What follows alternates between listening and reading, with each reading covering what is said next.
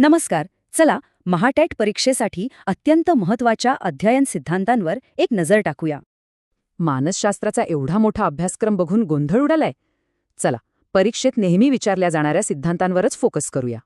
सुरुवात करूया सर्वात पायाभूत गटाने, वर्तनवादी सिद्धांत. या तक्त्यात वर्तनवादाचे 2 मुख्य सिद्धांत आहेत. ही नावं आणि त्यांचे प्रयोग लक्षात ठेवणं खूप महत्त्वाचं आहे. थॉर्नडाईकची कल्पना अगदी सोपी आहे.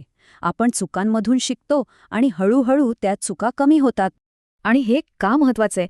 कारण बघा, परीक्षेत यावर असा थेट प्रश्न विचारला गेला होता.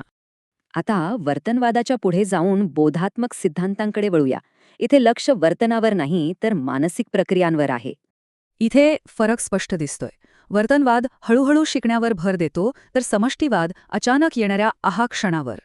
समष्टीवादामध्ये परीक्षेसाठी सगळ्यात महत्त्वाचं नाव आहे वोल्फगँग कोहलर आणि त्याचा प्रसिद्ध चिंपांझी सुलतान. थॉर्नडाईकच्या मांजरासारखं नाही, कोहलरच्या चिंपांजीने फक्त अंधाधुंद प्रयत्न केले नाहीत, त्याने समस्या समजून घेतली. शिक्षकांसाठी हे सूत्र खूप महत्त्वाचं आहे. पूर्णाकडून अंशाकडे, म्हणजे आधी मोठी संकल्पना सांगा, मग तपशिलात जा. हा दृष्टिकोन गणित आणि विज्ञानासारख्या विषयांमध्ये खूप उपयोगी पडतो, जिथे तार्किक विचार लागतो.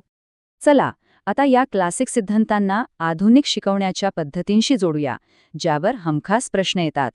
गॅनेच्या मते शिकणं हे पायऱ्या होतं, सोप्या गोष्टींपासून सुरुवात करून मग अवघड गोष्टींकडे.